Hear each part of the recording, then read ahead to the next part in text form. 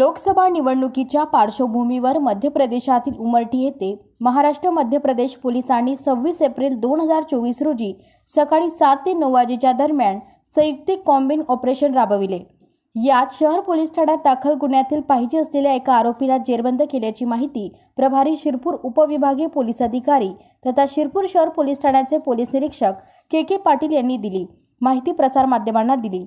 लोकसभा सार्वत्रिक निवडणूक 2024च्या अनुषंगाने पोलीस दलातर्फे गुन्हेगारांवर प्रतिबंधात्मक कारवाई केली जात असून त्या अंतर्गत 26 एप्रिल रोजी मध्य प्रदेशातील बडवानी जिल्हा पोलीस अधीक्षक, महाराष्ट्रातील धुळे जिल्हा पोलीस अधीक्षक, जळगाव जिल्हा पोलीस अधीक्षक यांच्या मार्गदर्शनाखाली सेंधवा उपविभागीय पोलीस अधिकारी, चोपडा उपविभागीय पोलीस अधिकारी आणि शिरपूर उपविभागीय अधिकारी यांच्या नेतृत्वात महाराष्ट्र व मध्य प्रदेश पोलीस पथकाने मध्य प्रदेशातील शस्त्र तस्करीसाठी कुप्रसिद्ध असलेल्या उमरठी या गावात संयुक्त कॉम्बिन ऑपरेशन राबविले। या ऑपरेशन दरम्यान शहर पोलीस ठाण्यात दाखल गुन्ह्यातील पाहिजे असलेला संशयित आरोपी शेरसिंग त्रिलोकसिंग चव्हाण राहणार उमरठी तालुका वरला जिल्हा बडवानी हा मिळून आल्याने त्यास ताब्यात घेण्यात आले।